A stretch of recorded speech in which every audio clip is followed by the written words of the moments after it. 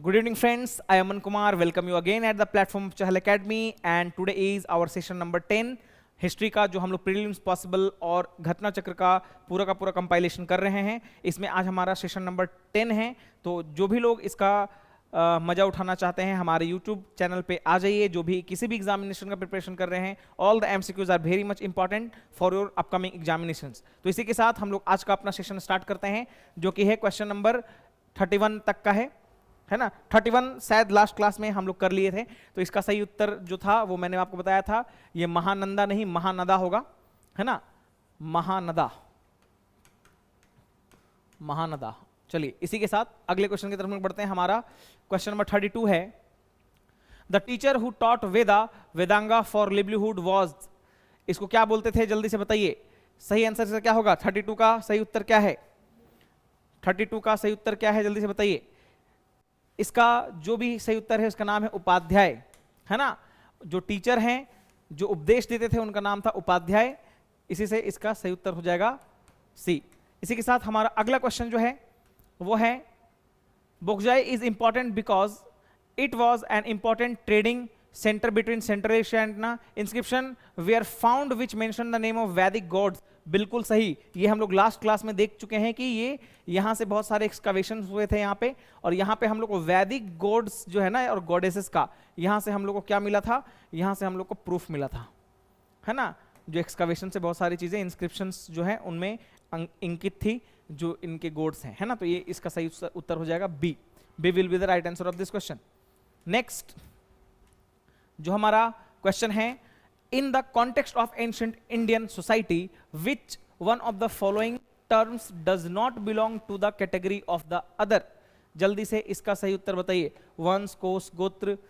कुल जो है फ्रेंड्स, कुल और कोश, ये आप थोड़ा सा इसमें कंफ्यूज मत कीजिएगा। इसका सही जैसे कुल जो है, कुल, वंश और गोत्र, ये तीनों जो है फ्रेंड्स, ये तीनों एक मतलब धारणा है, ये परिवार से, कुल से, वंश से जुड़ा हुआ है।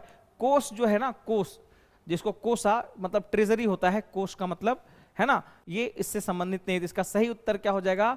सी हो जाएगा। Kosha will be the right answer of this question. इसी के साथ हमारा अगला 35वां नंबर का क्वेश्चन है, king Ashvapati of the Upanishad या Upanishadic period was the ruler of.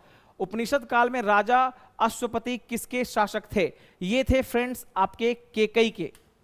केकया जो है, केकई जो प्रांत था उसके शासक थे कौन? King Ashvapati. Ashvapati was the king of Kekaya, Kekaya के राजा थे। इसी के साथ अगले क्वेश्चन की तरफ हम लोग बढ़ते हैं। और question number 36 is, in the post Vedic period which was considered as the axis of Aryan culture, है ना। आर्यन कल्चर का इसको माना जाता है। उत्तर वैदिक काल में आर्य संस्कृति की धुरी किसे माना जाता है? जल्दी से बताइए इसका सही आंसर क्या होगा। इसका सही आंसर क्या होगा? कौन सा होगा? इसका सही आंसर होगा सी, मतलब पांचाल और जो कुरु है, कुरु और पांचाल, इसका सही उत्तर होगा। कुरु आपको पता है पांडव, पांडव का नाम आपने सुना होगा। तो पांडव जो थे इनसे रिलेटेड है। हस्तिनापुर, पांडव, अयोध्या, अयोध्या तो नहीं, हस्तिनापुर, पांडव, इंद्रप्रस्थ, ये सारी चीजें हैं, तो ये इससे रिलेटेड हैं। तो आर्यंस वहीं पे हम लोग को देखने को मिलते हैं। चलिए इसी के साथ हमारा अगला क्वेश्चन जो है, हमारा अगला क्वेश्चन है friends, according to a popular view which rishi Aryanised the southern India. बहुत ही फेवरेट क्वेश्चन है आपके बीपीएससी और यूपीएससी का, कि कौन से जो ऋषि हैं, है ना, उसको माना जाता है। तो ये है अगस्त Muni. Agastya Muni is responsible for the Aryanisation of the southern India. Southern India मतलब जो दक्षिणी जो भारत है उसका आर्यकरण करने के लिए इनको माना जाता है। तो इसका आंसर हो जाएगा बी।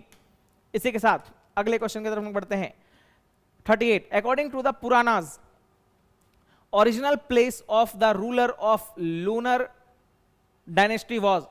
पुराणों के अनुसार चंद्रवंश के शासकों का मूल स्थान क्या था? चंद्रवंश के शासनों का, चंद्रवंशी जो राजपूत होते थे उनके बारे में ये पूछ रहा है। इसका सही उत्तर होगा प्रतिष्ठानपुर। इसका सही उत्तर होगा friends Pratishthanpur. Pratishthanpur will be the right answer of this question, है ना। देखिए फ्रेंड्स, दो राजपूत होते हैं। पहला राजपूत जो है वो है सूर्यवंशी राजपूत,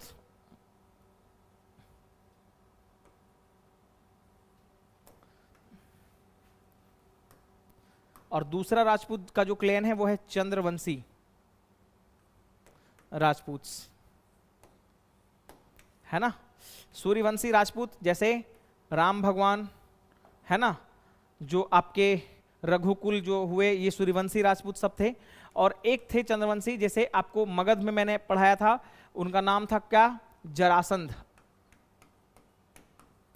जरासंध जो भगवान हैं वो आपके चंद्रवंशी राजपूत के माने जाते हैं, वहीं से उनके वंशज सारे लोग माने जाते हैं। तो इसका सही उत्तर होगा प्रतिष्ठानपुर। इसी के साथ अगले क्वेश्चन की तरफ हम बढ़ते हैं। हमारा अगला क्वेश्चन है, From among the following, what were the notable development between the 7th and the 5th century BC? Intellectual life was in ferment.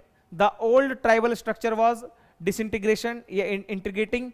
Smaller regional kingdom had disappeared. मतलब बोल रहा बौद्धिक जीवन उथल पुथल में था, बिल्कुल सही बात है। पुरानी जनजातियां या जनजातीय संरचना विघटित हो रही थी, बिल्कुल सही बात है। छोटे क्षेत्रीय राज्य लुप्त हो गए थे, बिल्कुल सही बात है। तो इसका सही उत्तर क्या होगा? The right answer of this question will be D. ये सही है, चारों का चारों सही है। ठीक है फ्रेंड्स, चारों का चारों सही है। इसी के साथ अगला क्वेश्चन जो हमारा है, question number 40, which officer was known as Bhagadugha, है ना, भागादुघा ड्यूरिंग वैदिक एडमिनिस्ट्रेशन। वैदिक प्रशासन के दौरान किस अधिकारी को भगदुध के नाम से जाना जाता था? जल्दी से इसका बताइए, सही उत्तर क्या होगा इसका? इसका सही उत्तर होगा फ्रेंड्स राजस्व संग्रहर्ता, है ना, या संग्रहकर्ता, रेवेन्यू कलेक्टर को हम लोग इसके नाम से जानते हैं। तो इसका सही आंसर हो जाएगा option B. Option B will be the correct answer of this question. इसी के साथ हमारा अगला क्वेश्चन है question number 41, the system of governance prevalent in the Vedic era was. Vedic era में कौन सा था? ये आपका सही उत्तर होगा अवरोही राजतंत्र, मतलब डिसेंडेंट। आपको पता है कि जो मोनार्की टाइप का चीज था, राजा, उसका बेटा, फिर उसका बेटा, फिर उसका बेटा, तो ये आपका राजतंत्र था जिसको हम लोग बोलते हैं मोनार्की, है ना, वैदिक एरा में, है ना, ये आप याद रखिएगा। चलिए इसी के साथ हमारा अगला प्रश्न है, द ओल्डेस्ट वेदा, सबसे पुराना वेद कौन है? बताने का जरूरत नहीं है, बहुत फेवरेट क्वेश्चन है। ये है आपका ऋग्वेद। ऋग्वेद सबसे पुराना है, Rigveda is the oldest Veda. The next is, गोत्र शब्द पहली बार आता है, कहां पे आता है गोत्र शब्द पहली बार? जल्दी से इसका सही उत्तर बताइए। गोत्र शब्द, the word gotra occur for the first time in Rigveda में इसका सबसे पहले वर्णन मिलता है फ्रेंड्स हम लोग को, है ना, ऋग्वेद में ही इसका सबसे पहले हम लोग को फ्रेंड्स वर्णन मिलता है ऋग्वेद में। तो इसका सही उत्तर क्या हो जाएगा हमारा? Rigveda will be the right answer of this question. चलिए इसी के साथ अगले क्वेश्चन की तरफ हम लोग बढ़ते हैं। हमारा अगला क्वेश्चन है और सेकेंड लास्ट क्वेश्चन आज का, निम्नलिखित में से कौन सा वैदिक साहित्य का सही क्रम है ना, वैदिक संहिताज। इसका सही उत्तर जल्दी से बताइए, इसका क्या होगा? इसका सही उत्तर क्या है? वैदिक संहिताएं, ब्राह्मण, आरण्यक, उपनिषद। इसका सही उत्तर होगा फ्रेंड्स ए। क्रोनोलॉजी बस याद रखना है आपको, वैदिक संहिताज, ब्राह्मणाज, आरण्यक्स, उपनिषद्स। तो इसका सही उत्तर हो जाएगा फ्रेंड्स ए। ए के साथ आप लोग जाएंगे, सबसे पहले आएगा वैदिक संहिताज, उसके बाद आएगा ब्राह्मण, उसके बाद आरण्यक, उसके बाद उपनिषद। चलिए, और आखिरी क्वेश्चन जो आज का हमारा है फ्रेंड्स, बहुत ही इंपॉर्टेंट है, the name Aghnya mentioned in many passage of Rigveda period या ऋग्वेदा। अघन्य का मतलब होता है जो बहुत अघन्य अपराध, मतलब बिना मारने लायक, उसको बोलते हैं काव को। काव को मारना अघन्य अपराध था, मतलब वो बिना क्षमा का। तो अघन्य का मतलब है गायें, गांव जो काउज हैं, इनको हम लोग बोलते हैं वैदिक पीरियड में अघन्य, है ना। तो इसी के साथ फ्रेंड्स आज का हमारा सेशन जो है बहुत ही महत्वपूर्ण सेशन था, और आज हमारा 10वां सेशन कंप्लीट हो चुका है। इसी के साथ हम लोग अगले सेशन में मिलते हैं, तब तक के लिए धन्यवाद। आपका दिन मंगलमय हो, ऑल द बेस्ट।